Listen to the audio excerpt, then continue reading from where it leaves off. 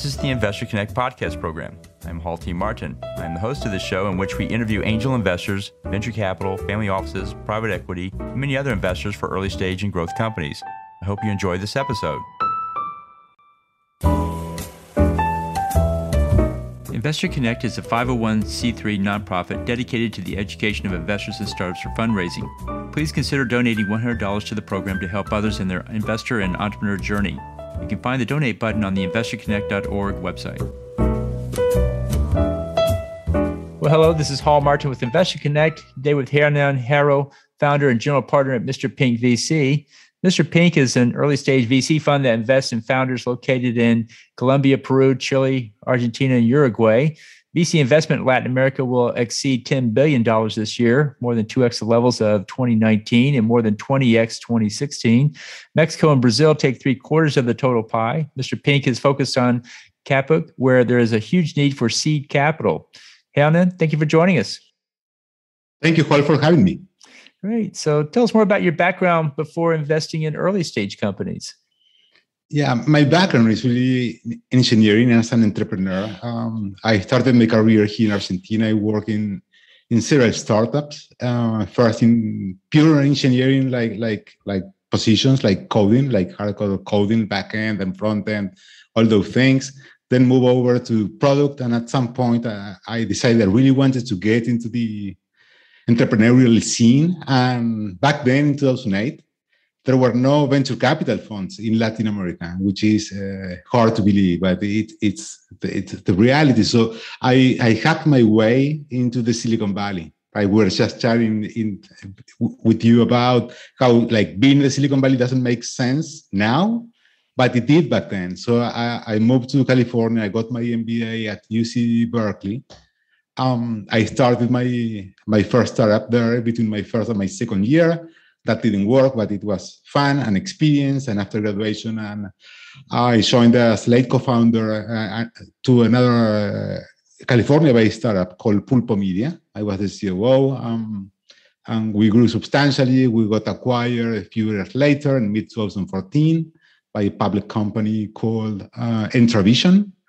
And I stayed on board for a few more years, and I stepped down, and I ended up joining another US startup called Consumer Affairs, where I had the privilege of being the only member of the leadership team that was not American. So I was working from Argentina to this, my second US startup. And I ran growth and data analytics and finance at different times. And eventually I decided that I wanted to try something different, and I didn't know exactly what. I stepped down. I took some time to process, and the lockdown hit. Right, so this put us in early 2020, and my plan was to take like a sabbatical of some sort, right? And the lockdown hit really hard here, and I thought this is very convenient because no one is ever going to ask what were you doing in 2020, and so I took some time and did some deep thinking and realized that I really wanted to do a venture capital fund, because I could have a much bigger impact by doing that than going back to raising capital myself to run my own company, right? Great. So what excites you right now? As you said in the intro, there are like billions of dollars flowing into the region. That's fantastic. But reality is that when you look at the sub-region in which I'm focusing, CAPUC, Chile, Argentina, Colombia, Uruguay, the reality is that the access to capital is still a big struggle for founders that do not have like big names in their resumes, right? If you are not a graduate from Berkeley or Stanford, MIT, or you are not from the last class from Y Combinator, raising capital is still a big struggle, and that created lots of opportunities, right, for people like myself that understand how to really look for the traits that make a great entrepreneurship, right? Just before joining, I was having an online discussion with someone on LinkedIn. The reason why a lot of people go for these like pedigrees or signals, strong signals of quality, is because there is correlation. There's absolutely correlation between graduates from MIT and good or great co-founders, but that's not causality. if you are brave enough and you can really get to know the entrepreneurs and realize what are the traits that are going to make them successful, then you can avoid going after the proven or the safer bets, and you can capture much more value for your investors as a general partner in a fund like myself. I can return much better value for my LPs, right? And at the same time, I'm expanding the pie. I'm bringing new entrepreneurs and giving them the opportunity to really show themselves.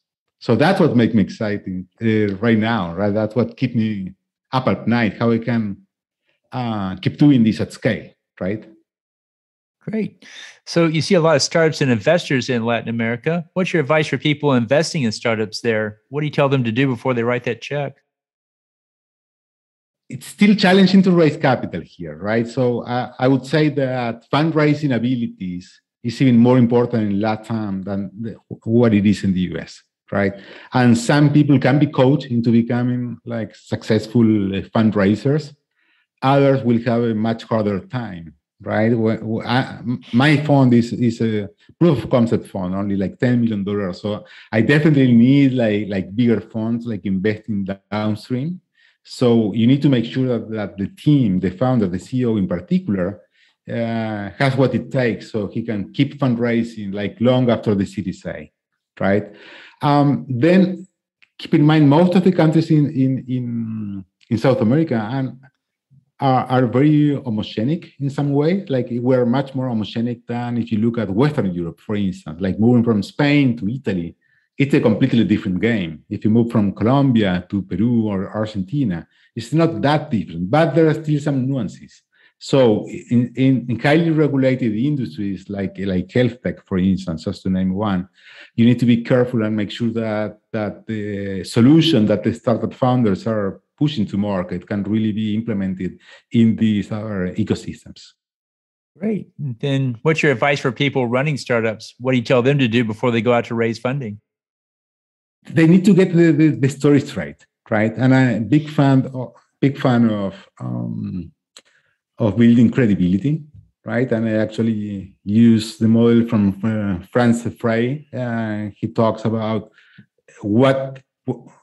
the ways in which companies and individuals can create credibility for themselves, right? It's a very basic, simple model in which she talks about authenticity. She talks about logic and about empathy. So what I found is that some entrepreneurs, they approach venture capitalists as if they were just like, I don't know, like a machine, like just listening, and they walk into the meeting, they start pitching like 20 seconds after.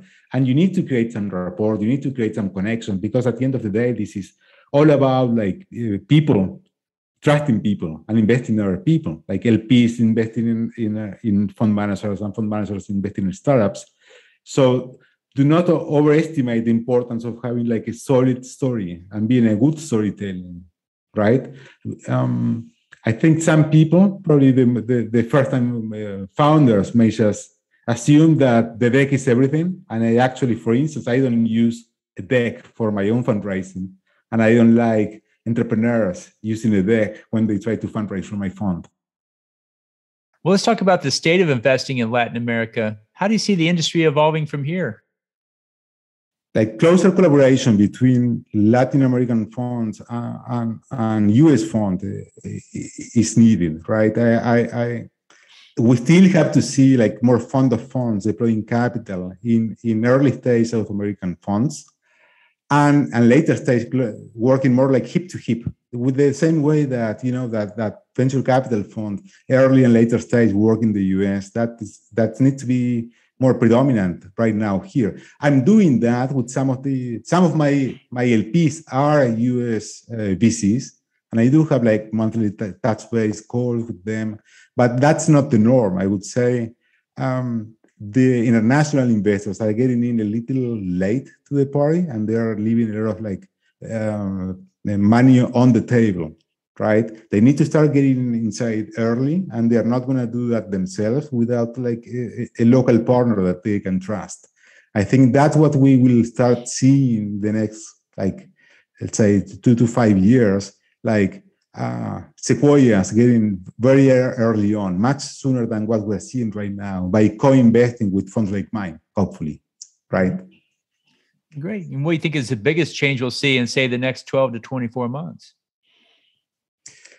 In the next 12 to 24 months in this region, it's interesting. What's happening right now, we're following the same trend that what we're seeing in the US, in the sense that we are living through the longest bull market in history, right? Public equities are at all-time highs. I think the Nasdaq tripled in the last 5 years, right? That a 3x return used to be in a decent return for a VC fund. An investor have been the one that hold through through the pandemic were able to get that return just by holding an ETF, right? So there's going to be much more pressure for venture capital now with the war in an inflationary economy across the globe, right? So the returns need to be higher in public equities, in private equity, and obviously in venture capital. So there is more pressure to do that. And what we are seeing right now, it's an ever-increasing valuation situation, which I think is very detrimental for the industry and the founders in the long run. And it's likely that there's going to be some form of correction in the next year or two, not only in Latin America, I think in the US as well.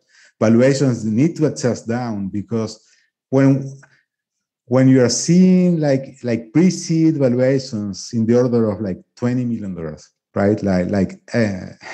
8 digits, pre-seed valuations. That means that most of the LPs are gonna not get their money back, right? Because if you do the math, you need a large percent of the portfolio company to end up being unicorns, and that's just not going to happen when you look at the percent of companies that made it through a unicorn status. We are talking about 0.1%, right? So these keep working as long as new venture capital funds keep pouring money at that high valuations, but that's just not sustainable in my opinion. So I think VCs and founders should be really careful and look to raise money and invest in companies at valuations that make sense to the actual economics of the companies. Otherwise, they put themselves at high risk. Great. Well, let's talk about your investment thesis. What exactly is it, and what's your criteria for making an investment? My main thesis is the South American thesis, right? It's more broader in a sector, from a sector standpoint, but highly focused on the region in which I invest. I think the valuations in Mexico and Brazil are much more inflated than what you see in these other countries in which I'm focusing on. If you take these 5 countries, Chile, Colombia, Argentina, Uruguay, and Peru all together, you find that you have a market size which is similar to Mexico or Brazil, and a GDP which is pretty much the same, right? It just takes a little bit more work. It's less obvious, but this market can be as homogenic as going as if only Mexico or Brazil, right? So my bet is really going in these markets, look for these startups that with strong founding teams, valuations that actually make sense and are sustainable, so they can survive through the pullback that I think it's going to happen in the next couple of years, right? Become strong at the seed stage in this region, then expand to Mexico or Brazil, or just leapfrog to the States or Europe or somewhere else.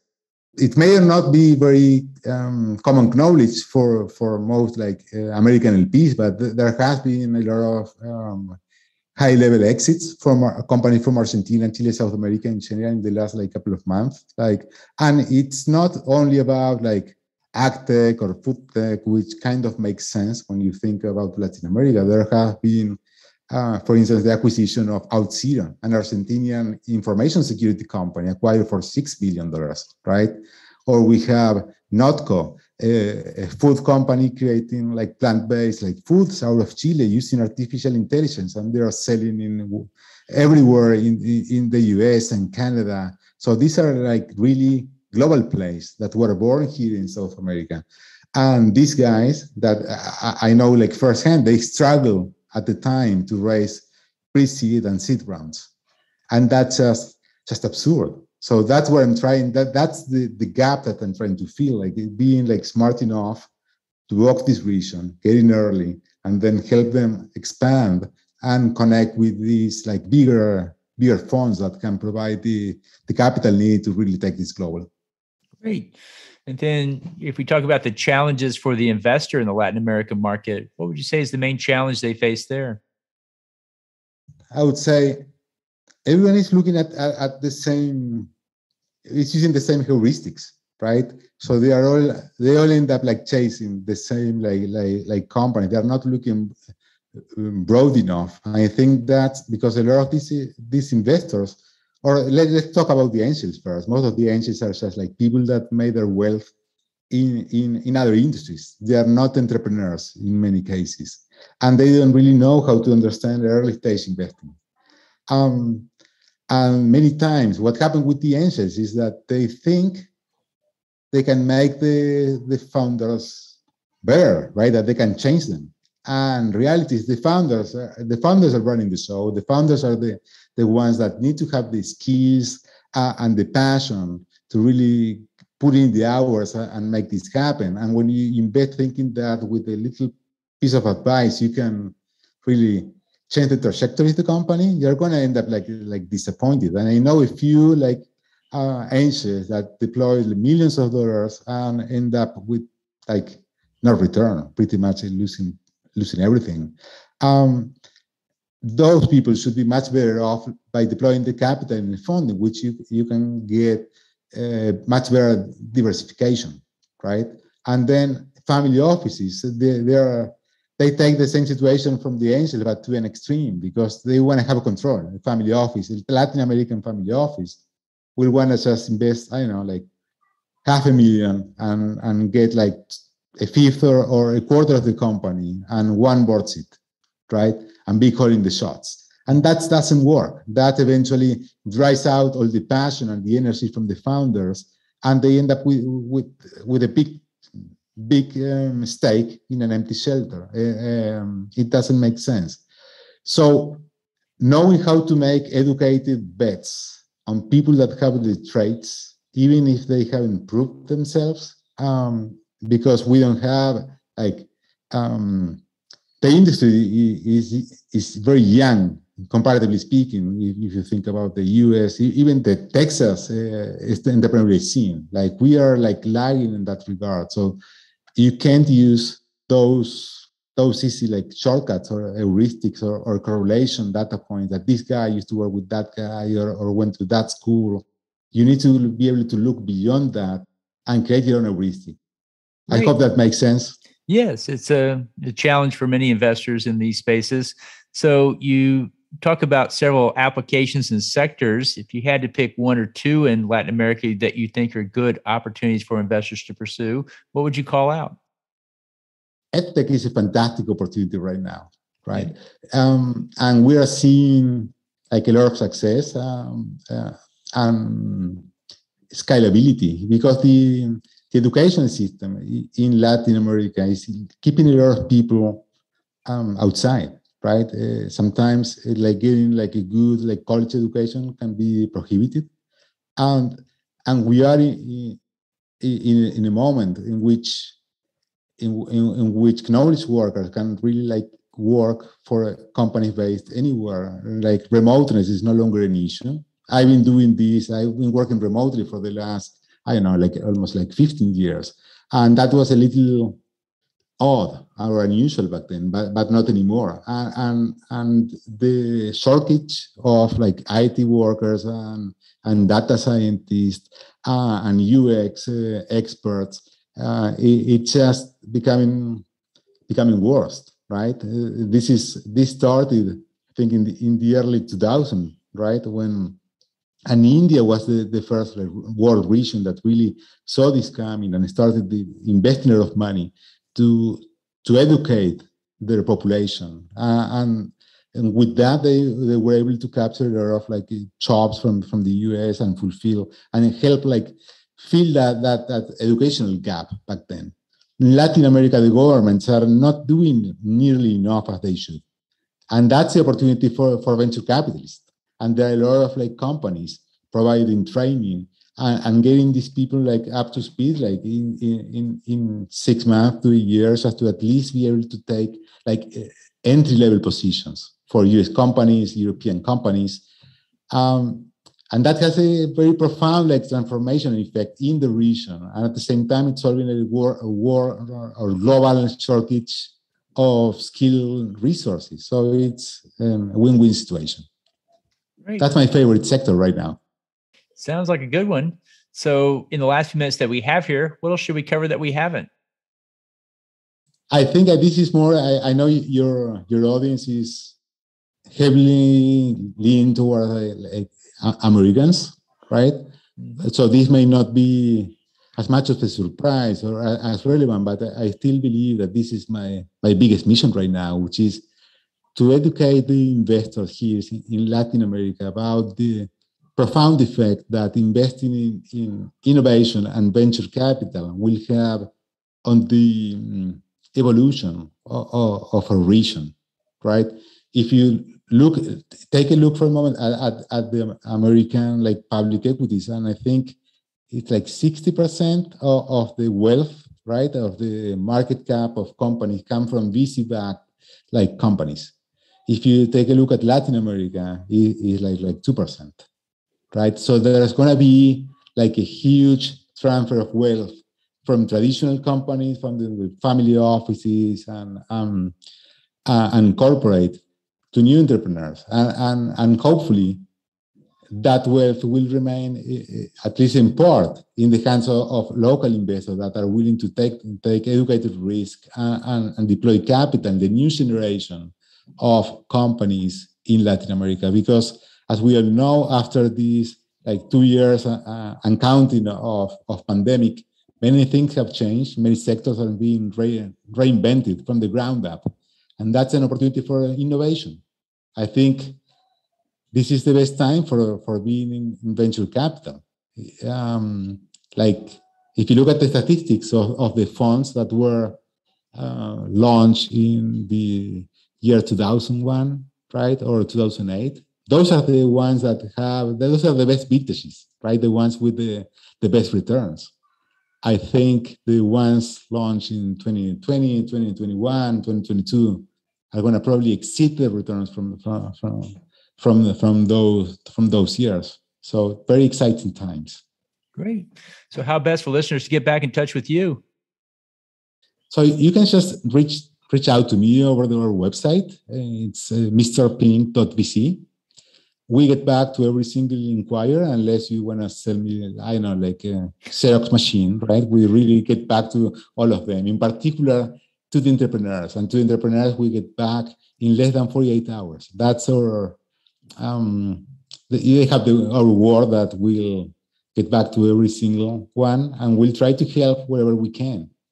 Other VCs or investors that want to get in touch, yeah, it may take a little longer, but we do get back to all reasonable emails that we receive. Great. That's quite responsive. So thank you for joining us today. We'll include those in the show notes, your contact details, and hope to have you back for a follow-up soon. Absolutely. Thanks for having me today. Investor Connect helps investors interested in startup funding. In this podcast series, experienced investors share their experience and advice. You can learn more at investorconnect.org. Paul T. Martin is the director of Investor Connect, which is a 501c3 nonprofit dedicated to the education of investors for early-stage funding. All opinions expressed by Hall and podcast guests are solely their own opinions and do not reflect the opinion of Investor Connect. This podcast is for informational purposes only and should not be relied upon as a basis for investment decisions.